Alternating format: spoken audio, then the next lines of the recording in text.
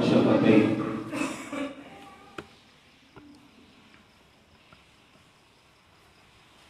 حمد و ثنا درود مصطفیٰ کے بعد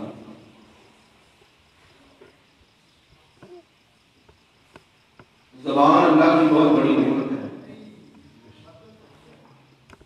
جس کے ذریعے سے انسان اپنا معرض ضمیر دوسرے کو سمجھا سکتا ہے۔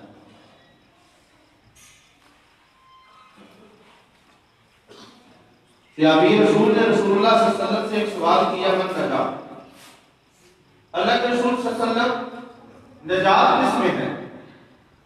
آپ نے فرمایا امسک علیک لسانک، تو اپنی زبان کو قابو میں رکھ۔ اور دوسری روایت ہے امسک علیک لسانک، تو اپنی زبان کا مالک بن جا۔ اس کا بے جا استعمال انسان کو مصیبتوں کے اندر مبتلا کر سکتا ہے۔ اگر یہ درست ہے تو سارا جسم درست ہے، اگر یہ خراب ہے تو سارا جسم خراب ہے۔ اور اکثر دیکھنے میں یہ آتا ہے کہ زبان کی وجہ سے انسان کو بعض دفعہ انسان کو بڑی مصیبتوں کا سامنا کرنا پڑتا ہے۔ کبھی کسی نے کہا ہے کہ اس کا استعمال سوچ سمجھ کے کرنا چاہیے، اس کے دانت نہیں ہوتے، الفاظ جو ہوتے ہیں ان کے دانت نہیں ہوتے، لیکن زبان سے نکلے الفاظ بعض دفعہ انسان کو کاٹ دیتے ہیں، اور اس کی بڑی دیر تک درد انسان اپنے دل کے اندر محسوس کرتا اور کہتا ہے فلاں آدمی نے فلاں وقت میں مجھے یہ کہا تھا، ابھی تک اس کے الفاظ میرے کانوں میں گونج رہے ہیں اور ان کو بھول نہیں پایا۔ الفاظ استعمال کرتے وقت انسان کو سوچ سمجھ کر بولنا چاہیے۔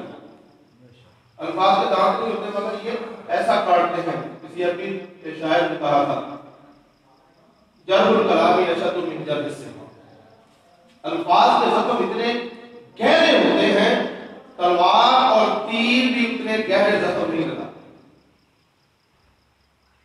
بعض دفعہ انسان بول لیتا ہے اور پھر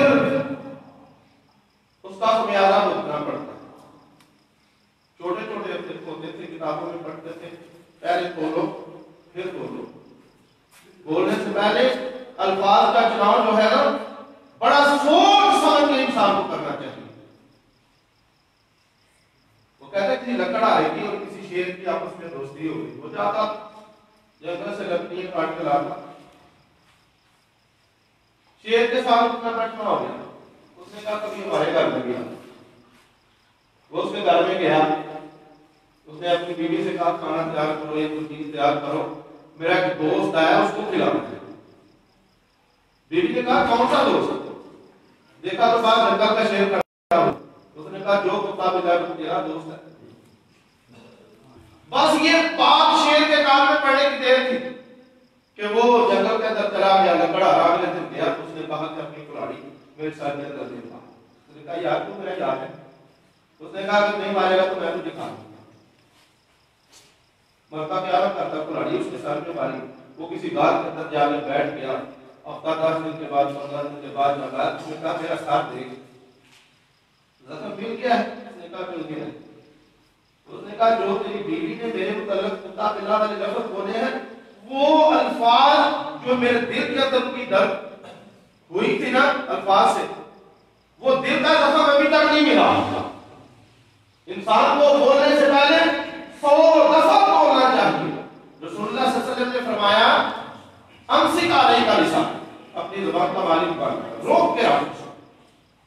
کہتے ہیں صحابی رسول جناب ابو بکر صدیق رضی اللہ تعالیٰ عنہ کے پاس کوئی جانے والا جاتا ہے تو کیا دیکھا کہ آپ اپنی زبان کو کھینچ رہے ہیں۔ اس نے کہا جناب اس نے کیا قصور کر دیا ہے؟ کیا لگا کہ اس نے قصور تو کچھ نہیں کیا، میں اس کو یہ سمجھا رہا ہوں کہ قابو میں رہنا، کہ قابو میں رہنے کی وجہ سے سارا جسم سلامت رہے گا۔ آج انسان کی زبان جب بے لگام ہو جاتی ہے نا، ایک گالی کی وجہ سے انسان غصے میں آتا ہے، دوسرا اس کو قتل کر دیتا ہے، اور وہ ہماری مائیں اور بہنیں جن کے چہرے کو کبھی آسمان پہ چاند نے نہیں دیکھا، بخشش خانوں سے آگے دھکے کھا رہی ہوتی ہے، وہ ایک باری بتائی نہیں سکتا۔ اللہ تو اللہ کے رسول صلی اللہ علیہ وسلم نے فرمایا نجات اس میں ہے تو اپنی زبان کا مالک بن جائے، اس کو قابو میں آ۔ دوسرے نمبر پہ فرمایا کہ اپنے گھر میں رہا کر آوارہ گردی چھوڑ دے، اس میں بھی نجات ہے۔ سوال ایک کیا تھا، جواب نہیں دیے، فرمایا اپنے گھر کو لازم پکڑ آوارہ گردی چھوڑ دے، زیادہ وقت اپنے گھر کے اندر گزار، گلی کوچوں میں، چوکوں میں، چوراہوں میں، روڈ پر، کبھی یہاں بیٹھ کبھی وہاں بیٹھ، کبھی انسان مشغول ہو جاتا ہے اور کبھی انسان کو باتیں سننی پڑتی ہیں، اور کبھی گھر والے جو ہوتے ہیں وہ لاوارثوں کی طرف پھرتے ہوتے ہیں، اپنے بڑوں کو ڈھونڈتے ہیں، وہ گھر میں نہیں ہوتا۔ آپ نے فرمایا اپنے گھر کو اپنا قرار خانہ بناؤ، اور تیسرے نمبر پہ آپ نے فرمایا اپنی غلطیوں پہ رویا کر، اپنی غلطیوں پہ رویا کر۔ رسول کریم صلی اللہ علیہ وسلم نے فرمایا 7 آدمی جو اللہ کے سائے میں ہوں گے ان میں سے ایک وہ بھی ہے ذکر اللہ خالیہ ففاضت عیناہ، جب وہ اپنی غلطیوں کی گٹری سامنے رکھ کے تنہائی کے اندر اپنے مالک کے سامنے رویا تو اس کی آنکھیں بہہ گئی، آنسو نکل گئے۔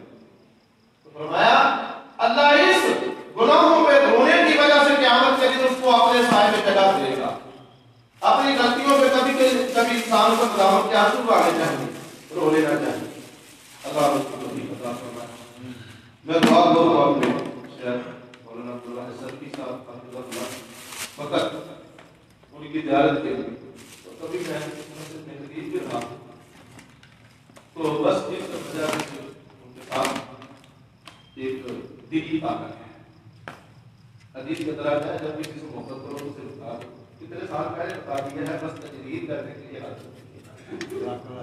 تجدید کرنے کے لیے آرزو ہے کہ شاید اللہ یہ آپ کی رضا کی خاطر کی گئی محبت اس کا صلہ نور کے منبر کی صورت میں دے دے۔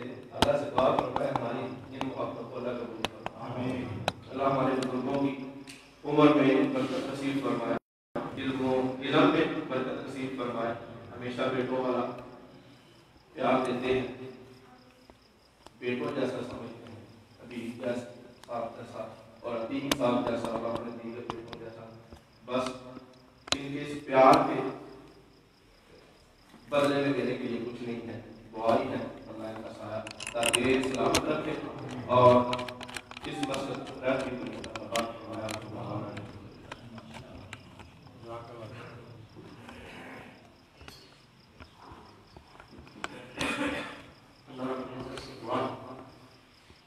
اللہ تعالیٰ ان علماء حدیث کی حفاظت فرمائے، ان کی دن رات کی محنتوں کو قبول فرمائے، اور ہم سب کو ان کی صحبت میں اٹھ بیٹھ کر کچھ سیکھنے کی توفیق عطا فرمائے۔ ہم آپ کے سامنے کیا کرتے ہیں مولانا انتشار اللہ صاحب جو کہ اسٹیج کا جگہ فروغ ہے، میں ان سے مخاطب ہوں کہ وہ آپ سے ہم بنا